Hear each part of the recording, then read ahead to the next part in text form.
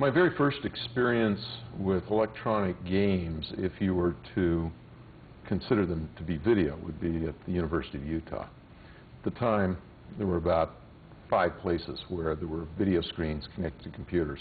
The University of Utah happened to be one. To put this in context, the idea that this may have a broader appeal was really because I was managing the games department at an amusement park summers. That's how I was putting myself through college. And it was very easy to see that the things that you could do with a computer were so much better than the stuff that I was able to put into the arcades. I mean, I can remember one arcade game that had nothing more than a rolling carpet with a little skier on a couple of rods. I mean, it was making big money. So, you know, you say, hey, I can do better than that. The original company's name was Syzygy. And we got that out of the dictionary, and we just thought it was cool. Of course, we were techies and engineers, and the fact that nobody could pronounce it or spell it didn't seem to bother us. People called us Syzygy and Syzygy, and we thought that it was great. The alignment of planets in a gravitational field, you know, and all that sort of stuff. But it turned out when we went to incorporate, we started out as just a partnership. It was already taken by a candle maker in Mendocino. So we had to choose something else. Atari was on the list, and we got the name from the game of Go, which we were playing at the time. And it's a Japanese game, and if I'm about to take a group of your stones, I say Atari, which is sort of like polite warning that you were going to be engulfed. And I thought that was a great aggressive name for a company.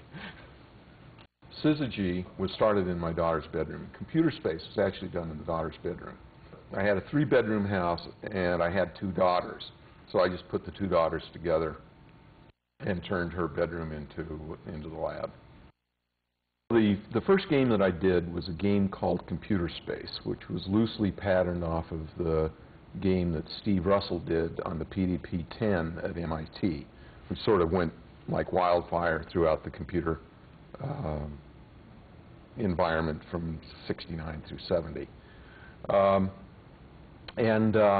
It was a flying saucer and a rocket ship, and you'd fly around and you'd use Newton's first law, and you know, it was cool, and all my friends loved it, and all my friends were engineers. People ask me, did you ever think it was going to get this big? And it was difficult to quantify what big was in those days. Yeah, you were doing millions of dollars in sales and that sort of stuff, but in reality, you didn't have a frame of reference. But I can remember driving in one morning and seeing this parking lot, and we'd outgrown the facility, and we had cars parked up and down the street, and the parking lot was completely full and double parked. And I thought to myself, you know, indirectly, games are paying for all these cars.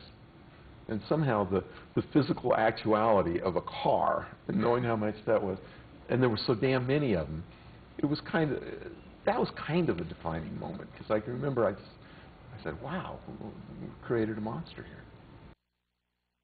Atari was able to attract the best and the brightest. And you'd get in a room with some of these guys, and the synapses were, there was almost electricity in the air. And it was such an exciting thing to go after the best and the brightest and be able to bring them in. Because this was at a time in Silicon Valley where everybody was going to the bare cubicle and that sort of thing.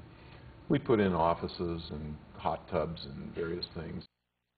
Well, it was very, very interesting. I mean, it was the early '70s in Silicon Valley, in California. A lot of hippies and rock music, and we were very young. And it was a kind of, in a way, we decided that it was going to be a little bit of a social experience, or experiment. And we had all kinds of company benefits and parties and things like that. I remember that when we went to get health insurance, that the health insurance guys had never seen a demographic that was so young. I mean, Al Alcorn was 27, I was 29, and I think the oldest guy we had was like 38, and a lot of our line workers were 17, 18, 19, and so they'd just never seen that kind of demographic in a company of, I think we're up to 200 employees at the time, 300, and so we got this, you know, we got dental, we got the eyeglasses, prescriptions for virtually nothing because of the statistics. But they made one mistake. They put in orthodontia. And so many of the girls on the line were young enough, they said, I've always wanted to get my teeth straightened. And so I looked out one day, and the whole line was sporting new braces. Atari grew without venture capital. We didn't have a penny of venture capital until we were about $40 million in sales. And so as a result, we were constantly out of money because we were, you know, collecting money and paying. And I literally sweat every payroll because, you know, you'd say, do we have enough money in the bank for payroll? The answer was no. Who can I call up to collect some bills? You know, and it was just a fight and a push and a fight and a push. And I actually think that I wouldn't have sold Atari if I'd have just taken a vacation. But I was tired.